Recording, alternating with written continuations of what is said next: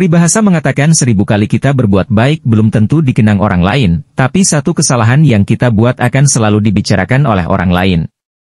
Terkadang orang memang cenderung lebih melihat satu kesalahan daripada 1000 kebaikan yang kita lakukan. Namun tetaplah semangat untuk selalu berbuat baik. Karena sifat semesta adalah setiap kebaikan akan kembali pada si pembuatnya.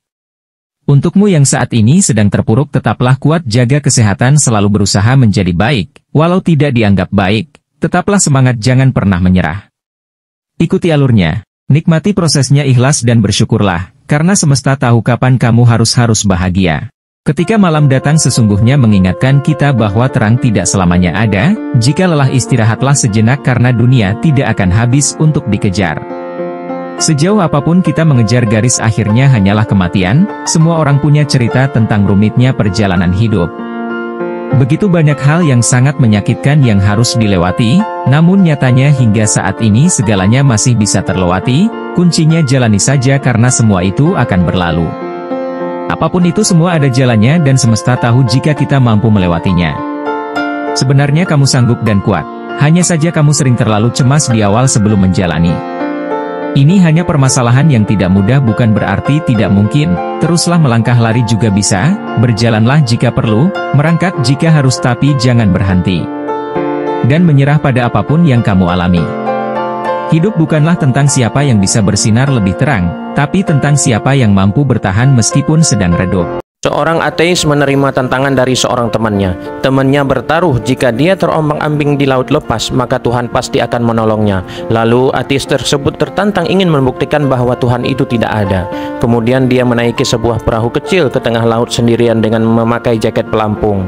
Perahunya pun mulai dihanyutkan, namun setelah beberapa jam berada di laut, datanglah seorang nelayan yang sedang menangkap ikan untuk menolong. Namun dia menolak dan berkata, tidak ada yang bisa menolongku kecuali Tuhan, dan nelayan itu pun pergi. Setelah 3 hari berada di laut, dia sudah tidak berdaya dan bertemu dengan nelayan yang lain untuk menolongnya. Tapi dia juga menolak pertolongan si nelayan kedua, dan ternyata si ateis itu meninggal di hari keempat. Setelah meninggal, ateis itu bertemu Tuhan dan dia bertanya, kenapa engkau tidak menolongku saat di laut? Lalu Tuhan pun menjawab, aku sudah mengirim 2 nelayan kepadamu, tapi kamu menolaknya.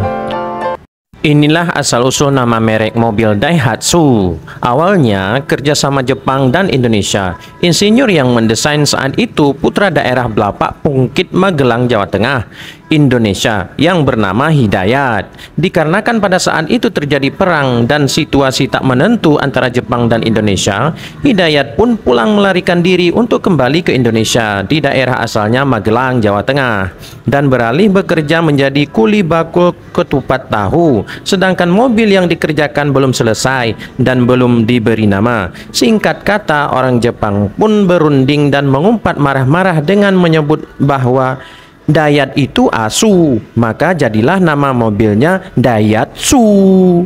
Ada seorang santri yang dikejar-kejar oleh harimau. Setelah kelelahan dan tak bisa lari lagi, dia akhirnya pasrah kepada Tuhan. Lalu memejamkan mata sambil berdoa.